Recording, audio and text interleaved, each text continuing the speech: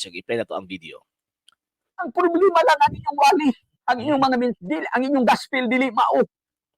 Tingala ko aning maong gitawag og pastora, ingon pa siya nga ang ato daw nga tawag ining gospel dili daw mao.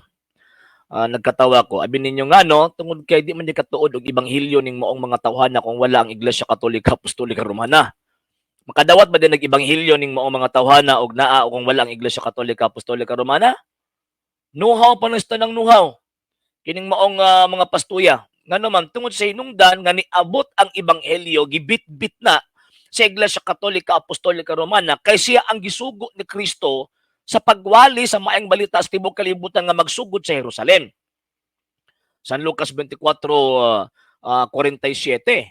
So makita og masabtan nato nga kining ato ang amigo nga gitawag og pastoy napatakal ngal sa iyang baba. Nga naman kay wala problema daw ang ato adong pagtuo. Ang problema lang daw is kini daw ang ato ang pagwali kay mali daw ang ebanghelyo. Kinsa makakamusulti nga mali ang ebanghelyo sa Iglesia Katolika? Nisulpot lang man mo ining tawag ining kamakop nisulpot lang mga 18th or 19th century. So but pasabot kini moong gitawag pundukan sana patakalag buhi sa baba. Nga wala manggani ka tawag anang katikang or wala manggani ka susi kung unsa ang pagtuo sa mga unang mga Kristiyano kaniadto og koneksyon sa Iglesia Katolika Apostolika Romana. Di ba?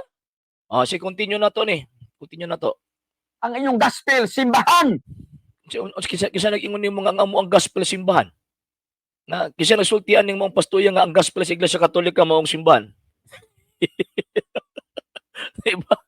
Ang among ebanghelyo si Kristo nga hindi man pwede ibuwag si Kristo ng simbahan ngano man kay sumala pag San Pablo Efeso kapitulo 5 bersikulo 23 o sa Colosas kapitulo 1 bersikulo 18 si Kristo ang ulo ang simbahan mo iyang lawas.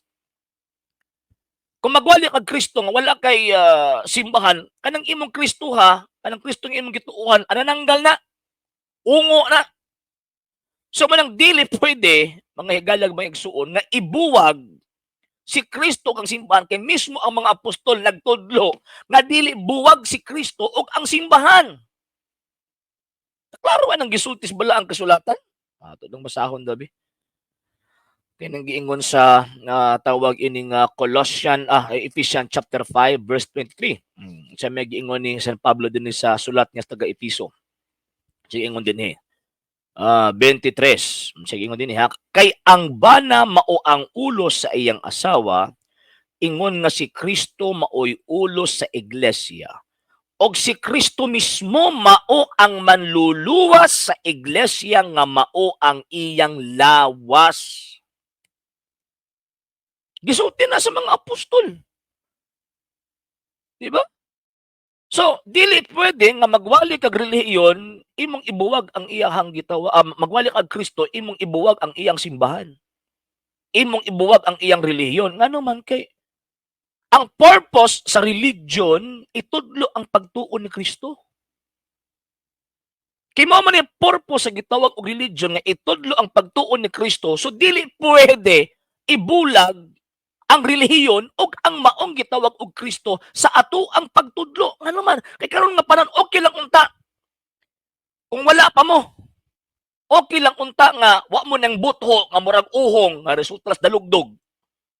Okay lang unta nga di na mo sulti abot simbahan kay isa lang magabog simbahan o may lain. Pero naaman mo. Mangilad sa mga tao ginamit ang maong gitawag og Biblia mo nang hinungdan nga among isulti mahitungod sa simbahan nga no magipagpadayag na pagpaila kanang inyong pundok bugos fake. Sige, continue na to. Ang inyong gospel relihiyon. Ang inyong ebanghelyo maayong balita relihiyon Roma. Kining suko magiging sa relihiyon ning pastuyan ni. Religion, it is a system of faith and worship. From the Greek word religare, ang buti pasabot, it is a relationship or a tie or bond. So buti pasabot kung naakay so pa sa reliyon nya pagkaman naakay pagsimba, so mura kag kung di ka mo tuog saging nga gusto nimo banana. Awan ng pastuya. Sige pagtudlo nga man kinahanglan ta mo tuo nya pagkaman iya kalabanan ng reliyon pagkabangag. Di ba? Ang religion, it is a system of faith and worship. Nganong kinahanglan ta dito sa tinuod nga sistema sa pagtuog pagsimba, ngano man kay ang tinuod nga sistema sa pagtuog pagsimba, si Kristo ang nagtudlo ana. Nganong dili pwede nga mingon ka nga di ka gusto relihiyon, di ka gusto kay imong itudlo ang maong gitawag og relihiyon, pero tan-awa nagsige pangumbinsi. Padulong sa ilang pundok. Bangag, di ba? Sige magsupak ka ng maong gitawag og relihiyon. Sige magsupak sa Iglesia Katolika, Apostolika Romana nya kusog kay mangagni. Og mga inosenteng Katoliko maadto sa inyong pundok kay para unsa man. Siyempre, para makasapi si Pastoy. Di ba? Di ba? Pataka lang ba? Mo na kung giingon ba nga, mo na bitaw ka ng kanang pikoy ba bisag gabi na good morning gyapon isulti. Di ba? Oh, binangag manggod na mga sir, binangag manggod na. So pagka sa reliyon, nya pagka man mangumbinsi ka nga dito mo sakop ang tao sa imuhang pundok. Di ba riyan na ba? Ay, nalang di mo mga tawan. O nya, magbasa ko sa mga comments mga sir ako saan i-continue. Sige. Roman Catholic, holy Roman Catholic Church. Mao na inyong mensahe. Nakakita mo ka nila Apostol Pedro, Apostol Pablo nagwali ana. Dili Yes. Naasa bala ang kasulatan gitudlo na sa mga apostol nga naang iyahang gitawag iglesia. Kana manggong one holy Catholic and Apostolic Church mo na ang ngalan sa iglesyang gitukod ni Kristo. Sa first 1,000 years manggod pastoy, sa kon pa dili matter sa ilaha ang name. Ngano man kay isa lang kabuk iglesia sa kana nga panahon. Wa sila magmatter sa name.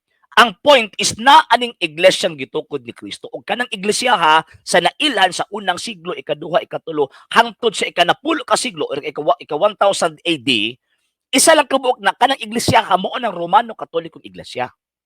Manang wala sila magmatter kay pag sa una manggod kanang manggod sa biblical presentation pag moingon magog iglesia nagapunting lang na sa usa ka bug iglesia, pong iglesia Katolika.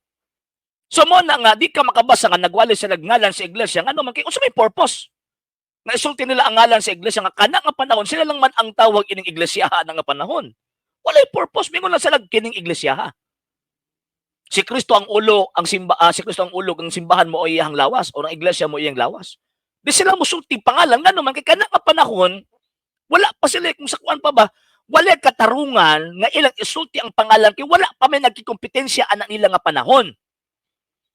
So manang di ka magkabasa nga naglitok sila Romano Katoliko or One Holy Catholic and Apostolic Church nga naman kay at the time dili problema sa ilaha ang identification or ang ngalan. Dili problema sa ilaha. Nahitabo lang nga importante ang pangalan human nga nang sulpot mo. Human nga nang butuho mo nga katuwa kong giingon ba nga resultas dalugdog ba? Resultas lipak. Oh. Mo na nga importante ang pangalan nga para pag-identify sa tinuod nga iglesyang gitukod ni Kristo. Nga naman kay karon nga panahon tanawa, imagine gud nimo 45,000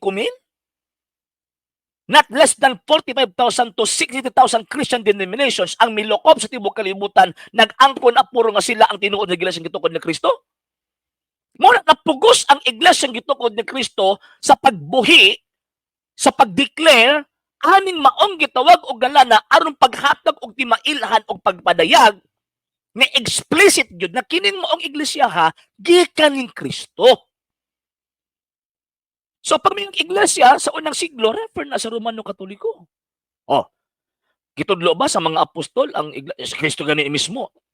Gitudlo ganiya mahitungod sa iglesia, di ba? Saint Matthew chapter 16 verse 18. Saint Matthew chapter 18 verse 18. Ang mga apostol gitudlo gihapon.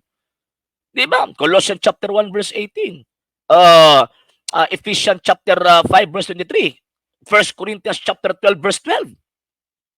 Unsa pa? Kining Ephesians chapter 2 verse 20.